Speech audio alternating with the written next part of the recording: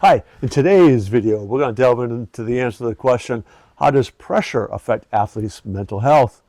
Ultimately, pressure is self-imposed, even though expectations might be applied on the individual from external sources. The pressure is internally driven. So we're going to look at just how that can impact their mental health. So stay tuned for that.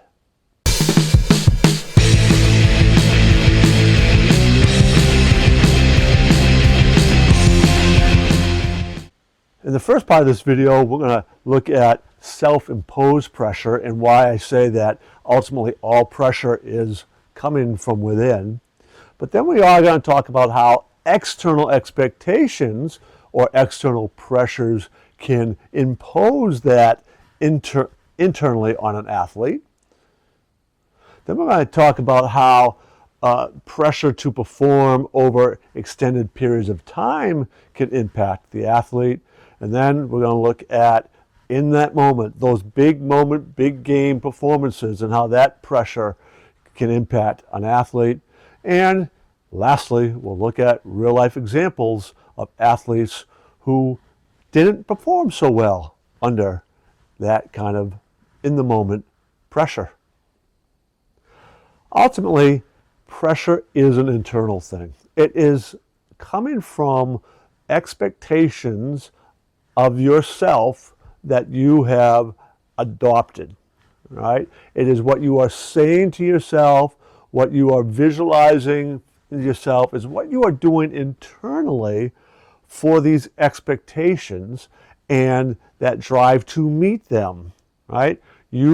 It's that kind of that belief that you believe this is what you should be doing and you need to do in order to feel successful or to live up to expectations that you've accepted that might be externally imposed. So athletes do have to deal with those external pressures. Do you try to accept them?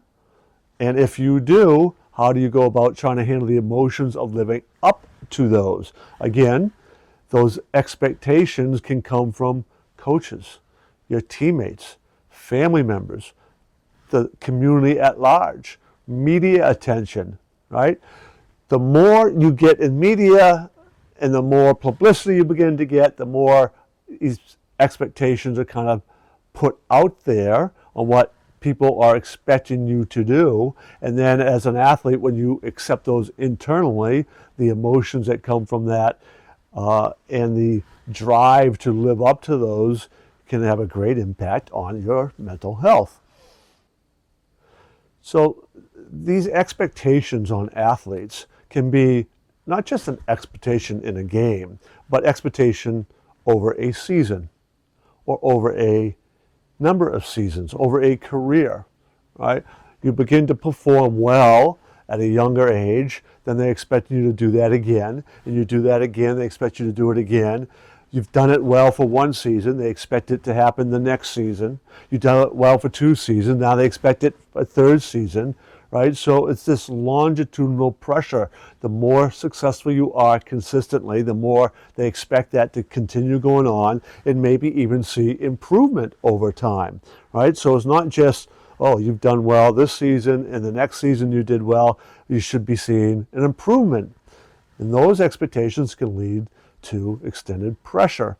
So an example of somebody who had this pressure to sustain themselves and did well for their career was Peyton Manning, one of the greatest quarterbacks of all time, statistically, had a fantastic career. And those expectations also carried over into in the moment, which is a whole nother level of expectations, right? Those big game moments. So not only do you have pressure to perform over season and over seasons, Peyton Manning did exceptionally well, but you can also have the expectation, oh, then he should be doing well in the playoffs, in those big moments against big rivals, where Peyton Manning didn't do quite as well, right? His performance in playoffs and those big moments was not nearly as good as his performance over the regular seasons and over his career.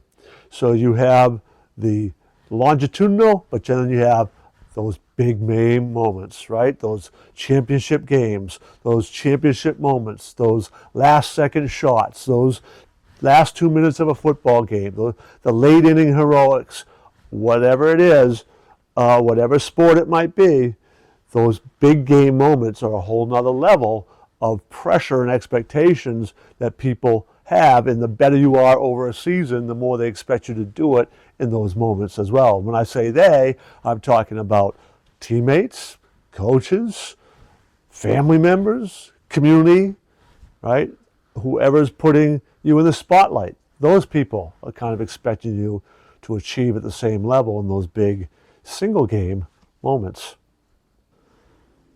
So those athletes who perform well, not only over a career, but in those big moments, are really able to separate themselves from that moment. And there's kind of this internalized belief that their value isn't defined by that moment. So ultimately, it doesn't really matter because they aren't living or dying internally by that moment. And that ability to kind of remove themselves from the emotion of that moment, because again, internally, it doesn't really matter ultimately on their value. That helps them to separate those two. And some great examples of that are Tom Brady, right, who not only did he have success during the regular season, he's obviously considered one of the greatest quarterbacks of all time because of his success in those big game moments, in those last 2 minutes. Michael Jordan, right, in basketball, another one. David Ortiz in baseball. All these guys had success in those big moments, in their ability to manage their emotions and separate themselves from that emotion, and kind of like it's these out-of-body experiences they talk about as being totally in the flow. They aren't even really aware of what's going on around them. That ability allows them to, again, be out of the emotion of the moment, so that they just let their bodies perform to their full potential. So for real-life examples of how pressure can impact golfers and their mental health and performance, we're going to take a look at two golfers.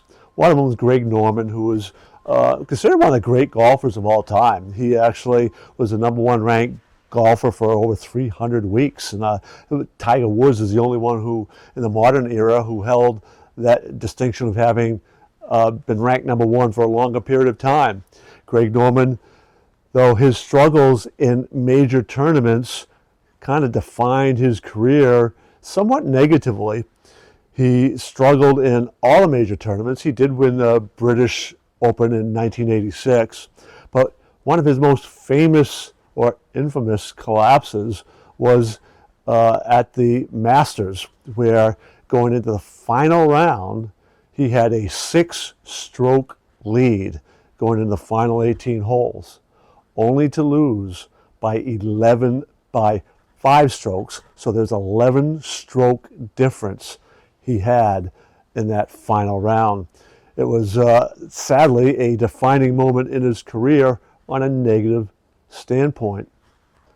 Another golfer, Jean Velde, had an infamous collapse at the British Open in 1999, where he had a 3-shot lead on the 18th hole of the final round, only to shoot a 7 on that hole, a triple bogey, to end up going into a playoff and then losing in the playoff. That was his only chance at a major. He golfed professionally for a while, but he never again came close to achieving that level of success. He would have been the first Frenchman to have won the British Open in like 92 years. And sadly, that pressure kind of got to him going into that last hole. In interviews years later, he talked about that and how He didn't want to be defined by that. He had to learn to come to grips with what happened and to take those learnings and move forward. And that's actually the sign of somebody who is handling something like that well, right? It could have really had a major impact on him negatively for years. And I'm not just talking about the inability to really get back out on the golf course again, but you carrying that with you negatively and holding those negative emotions on for years can impact your health as well. For Greg Norman, he was able to compete well professionally for years. He was one of the better golfers. But that, again, that defining moment kind of overshadowed his career, and he too had to learn how to deal with those negative emotions, how to learn from them, let go of them so that they wouldn't impact all the other areas of his life. And that is a skill that people can be taught, should be taught, and need to be taught. I invite you to subscribe to our channel, check out our other videos, and also please consider registering for our free webinar, the Power and Excel webinar.